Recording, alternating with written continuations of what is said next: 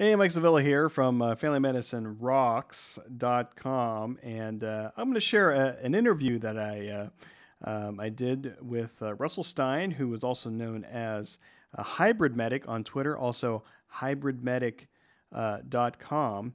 And we chatted a lot about a lot of things. I broke this interview up into three parts. In this part, we start chatting about his background and how he came to find the careers of being a firefighter and being a paramedic. And also in this section, a short story here about an initial experience that he had with his primary care doctor, with his family doctor, and that kind of sets the stage for his story that he's going through right now. So I did mess up in this on a technical standpoint here. I wanted to get like a split screen during this video interview, but for some reason his video was the only part that came through. So as you see him by himself on the screen, you'll also hear me on the audio on the background because I just messed things up. So in this portion, HybridMedic is talking about him becoming and choosing being a firefighter and paramedic in this section.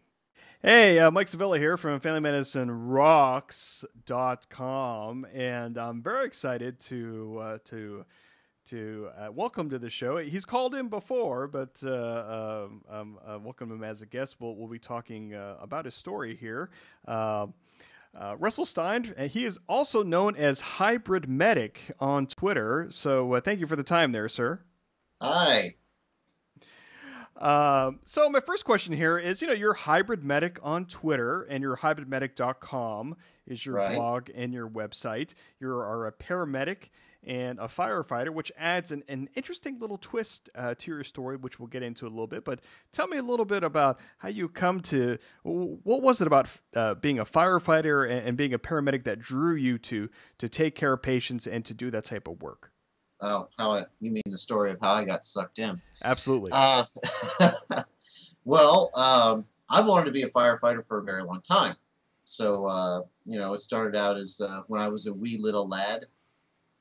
Growing up in Xenia, Ohio, and woohoo, Ohio! All right, baby.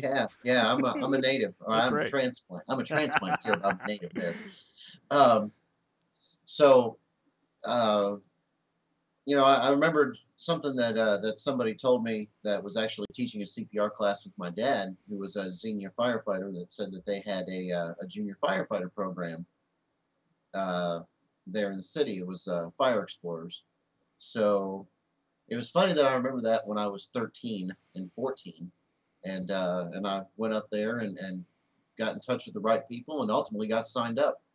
So that's what kind of held me to it for a while. And I had other, and as most teenagers do, I had other interests, mainly in medicine, some other things in engineering, but I stuck with the medicine thing and went to college and was learning how to be an engineer, and they were offering EMT classes. And since I was still kind of an explorer, and I was away at school, and so I thought it was a perfect way to expand my resume and my repertoire, if you will. And so I signed up for that, and I took a 6-month EMT class, and it was 8 hours a day for Saturday and Sunday. So I was in college full-time and taking kind of a full-time EMT class. So I was busy 7 days out of 7 days. And that, kind of held me to it for a while. And when I went home after I graduated, I was, I'd been part of the volunteer fire department since 2004. So I had something to do when I was on vacation and stuff, usually always in Ohio. And after about a year or so after being out of school, or less than that, I think it was like 6 months, I started searching for paramedic schools, and that was primarily a financial issue, because I was working private ambulance, making $9 an hour, and paramedics made a lot more, and plus they were in management, which is made a lot more than that. So I started finding a paramedic school. and that was how I became a paramedic. Was at Grant Medical Center in Columbus, Ohio, Oh yeah, and nice. yeah, their program.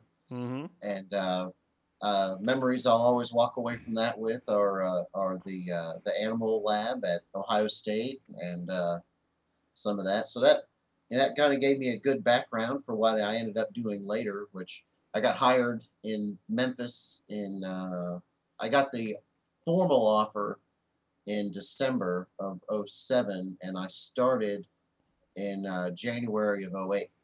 Okay. So here I am. Now, in the past couple of weeks, as we record this, Memphis has been in the news because of the Mississippi River and the flood stage and the excessive all that water and stuff. Where you're at, has it been affected at all? Uh, Not where I am currently sitting. Um, where my territory is, which is if you're looking at a map of Memphis, it's uh, it's on the north end of town, pretty much right to the. It's kind of like northeastern Memphis, like part of what's considered the older part of the city. It was the area was built in like the late '50s and the early '60s, so uh, some of that is flooded, but not a lot of it, and it's mainly confined to the north.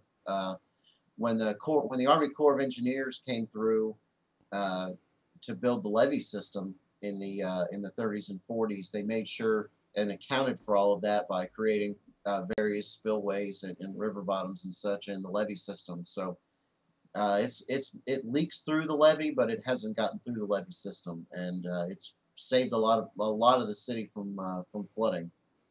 So Okay. And I remember you calling in to my New Year's Eve show. That was a good time. And actually, when I was at EMS today in Baltimore earlier this year, you were the first person that came up to me and said, "Hey, Dr. Ray, what's up?" So yeah, that was a fun meeting, and I saw you guys tweeting all out there and sending pictures and stuff. And and uh, we all ended up at the tap house. that's right. That's right.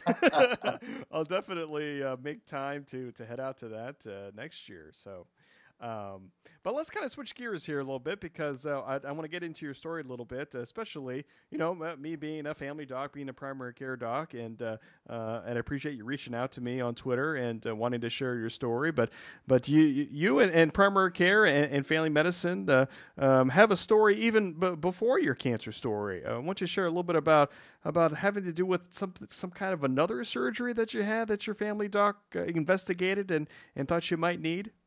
Well, I have an extensive history of medical calamity, if that's what I'll call it, is medical calamities. Um, the first time I actually had what was considered major surgery uh, I was in Dayton, Ohio, and I was visiting a family doctor in Bellbrook, and I kept having stomach problems, nausea, vomiting. I was trying to hold down water, I just couldn't, and I was getting bad dehydrated as a result, and my family doctor initially thought that it might have been gastritis or some other stomach uh, Problem, issue. right? Yeah. So he first tried treating the symptoms, because gastritis is an infection that eventually your body will fight off. From what I remember, but That's right. so hey, I've got it right. Yeah, Uh, yeah. so long ago though. Uh, so he tried treating the symptoms and trying to relieve in that. Well, it kept coming back. So he started questioning deeper into my family history about my mom having problems and my sister having problems. And my mom said something to him because still a minor at the time. My mom said something to him that kind of flipped that light switch on in his mind. Is that when my sister was about my age, then she was about 19 or 20, she had her gallbladder removed. Ah, So and then he looked at my mom in the same breath and said, "You have stomach problems too, don't you?" And she said, "Yeah, yeah, I do." And he said, he said, we're going to schedule you for an ultrasound and a barium swallow, which is an upper GI series, essentially. Which is So basically, for people who don't know, that's kind of an X-ray test right, that's done at the hospital, which is basically kind of looking for stomach problems. So that's kind of going along what they were thinking of. yes, and so I had the ultrasound and the barium swallow on the same day. Obviously, the ultrasound first, and we actually did all this at an imaging center, so that was kind of convenient. Wow. So it wasn't even at an actual hospital. It was at a place where they do these X-ray radiology type tests. Yeah, and that was I think it was like Dayton Medical Imaging or something like that, All right. and he got the results back. His and I'll just say his name. I mean, it's Dr. Henderson in Bellbrook, and Okay. you can find him in the phone book if you want to. Yeah. Uh, he I know some of my Ohio colleagues probably know who that is. yeah, and he's been he's been in family medicine for 30 plus years. So Right. I mean, the guy's for being being in medicine as long as he has been.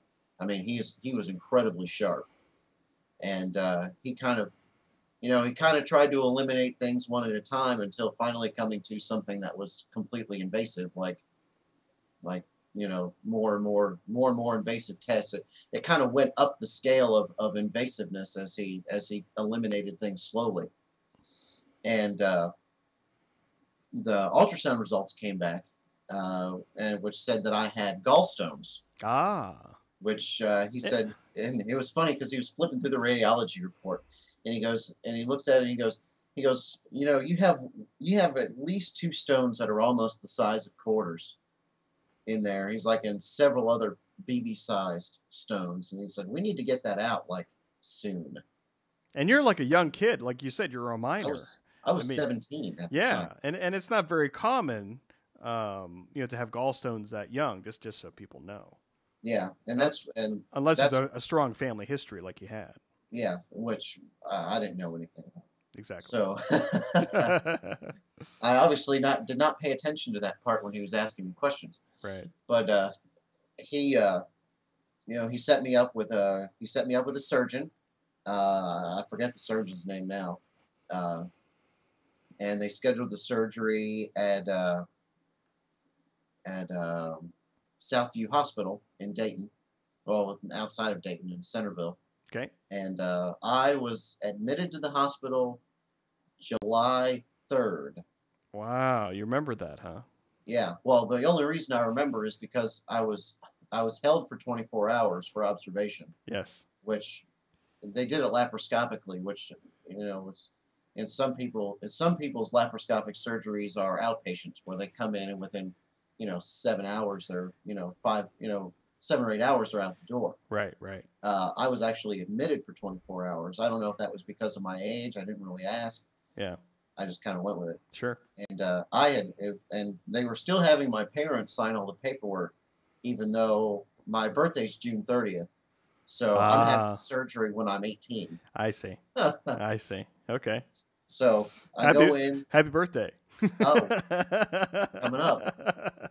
Yeah, that's exactly how it was. And the only reason I remember the day particularly is because I was discharged on July 4th.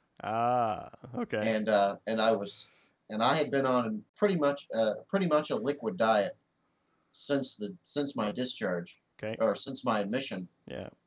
And I was tired of sitting in a hospital bed, so I was flipping through channels, and all that they had on was, they only had like 6 channels. It was one of the old, before they got plasma televisions and everything. So I'm flipping through there, and I'm stuck watching the Nathan's hot dog eating contest. Nice.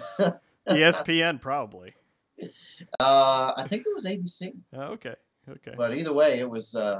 That's how I remember, is that I was watching the Nathan's hot dog eating contest while I was starving in a hospital bed, waiting to be discharged. Right. So, right. And I walked out of the hospital too. They said, well, we'll get you a wheelchair. And my dad showed up, and I said, time to go. See ya. And I just walked. I said, I'm tired of this place, and I left.